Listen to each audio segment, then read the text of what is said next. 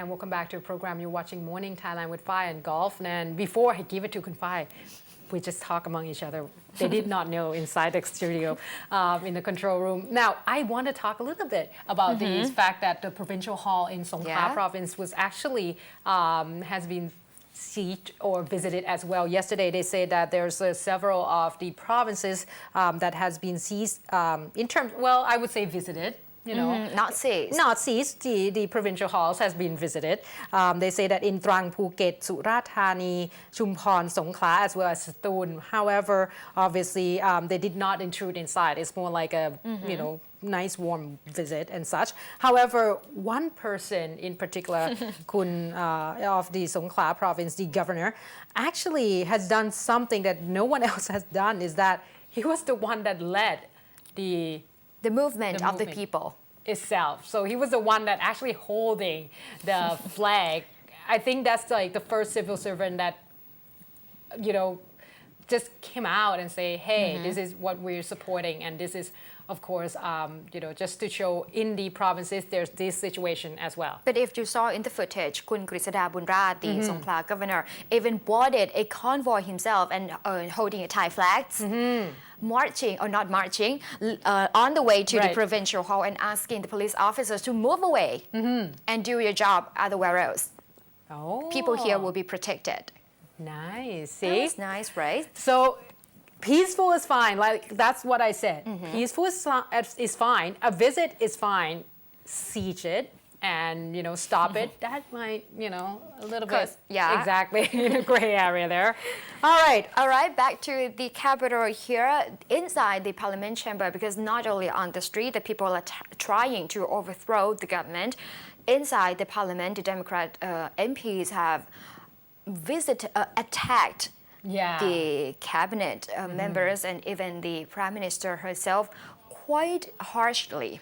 It has been quite intense for the Prime Minister, for sure. We have seen her making a speech, address various issues that has been, against her. And obviously, once again, yesterday wasn't easy. Unfortunately, the Censure debate, the two-day debate, had concluded yesterday at around 11:40 p.m. last night, and today the MPs will cast their vote of no confidence starting at 9:30.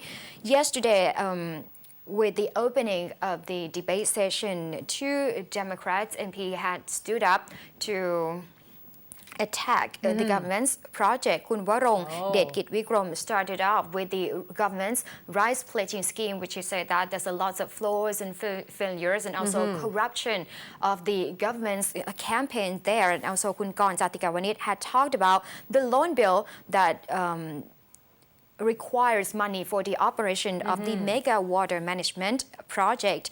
And at that time, the Prime Minister did not stand up to defend their complaint. Other ministers had stood up instead to speak for her, and that led to a little bit of a commotion inside the parliament. Some Democrat MPs had asked the House Speaker, the House Chairman at the time, the Deputy House Speaker, Kun Wisutchai Arun and Kun Jareun Jankomon, as the chairman of the debate session at that time, to let the parliament, the Prime Minister, the Prime Minister to speak, not other ministers. And the minister said that you had mentioned my project, so I have the right to speak. Oh, goodness me. And with the voting this morning, they said that from the 491 MPs in the chamber, they need 246 in order to pass the vote of no confidence. And from the estimation here, the MPs in the coalition parties total 299. The Prime Minister and 12 MPs of the cabinet are not allowed to vote, so that number would be down to 284. So that would be very easy for the government to pass the vote of no confidence if they need only 246 and everyone in the coalition voted supporting her. So what we are going to see this morning onwards was, I would say that would be no surprising in the chamber. That would be passed the censure motion very easily. So we're going to see more of the movement of the Democrat Party, whether they would accept that result or not, because they had submitted the censure motion in order to grill the government, in order to strip them of that position, Right. but it wouldn't work.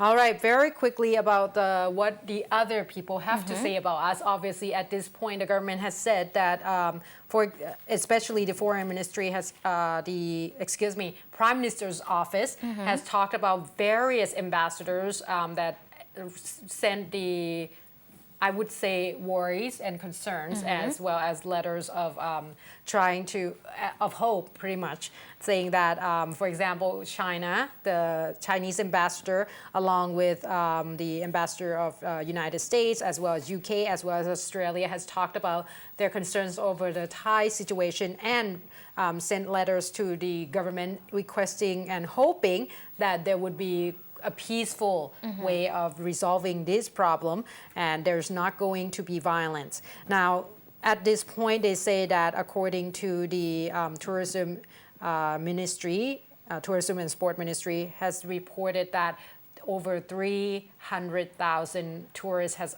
already opted out of coming here in Thailand. And they say that yesterday there's an announcement that 5 more countries has issued a warning, not the warning not to come to Thailand, but warning for their citizens who want to travel to Thailand to be careful and avoid the areas of protest. And that's including Russia, Australia, Ireland, Switzerland, as well as Hong Kong.